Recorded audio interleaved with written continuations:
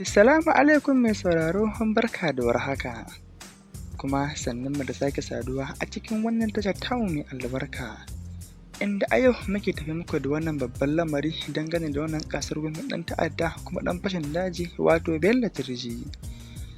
Mai sauraro ka gyara zama kuma ka biyo mu a sannu domin jin yadda wannan lamari ya kasance.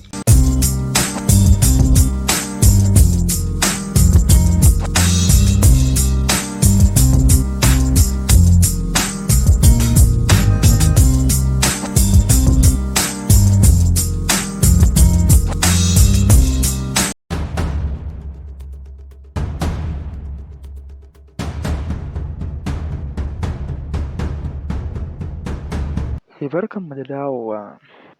Ƙasurgumin ɗan ta'adda wato Muhammad Bello Turji, yanda al'umma da dama ba su san abubuwa dangane da wannan ɗan ta'adda ba, dangane da tasirin da yake da shi a cikin ƙasar nan da ma al'umma gabaki ɗaya, har ma da goyon bayan da yake samu a kan shugabannin ƙasar nan. To a yau dai mai sauraro ka gyara zama domin jin yacce aka buɗe abu a faranti kuma komai ya bayyana.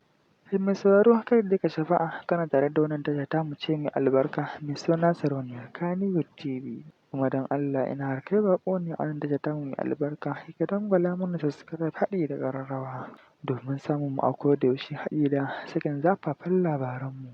Bello Turji ɗan asalin jihar Zamfara ne, inda kuma mahaifansa suma 'yan asalin karkarar da ke cikin jihar Zamfara ne. Bayan da Bello Turji ya yi karatun islamiyyarsa haɗi da na boko iya bakin gwargwado, a sa'in da Bello Turji ya kasance ne da wannan ƙazamar harƙalla ta safarar miyagun makamai da kuma 'yan mata haɗi da kidnapping, ta'addanci, fashi da makami. Iyayensa babu yanda ba su yi ba dangane da ganin sun hana shi aikata wannan babban ɓarna, amma sam idonshi ya kulle ya ƙi jin komai.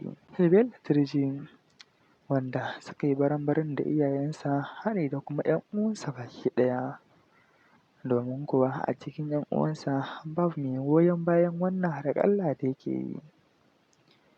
Mai sauraro ka biyo mu a sannu domin samun cigaban wannan labari nan da ba da jimawa ba.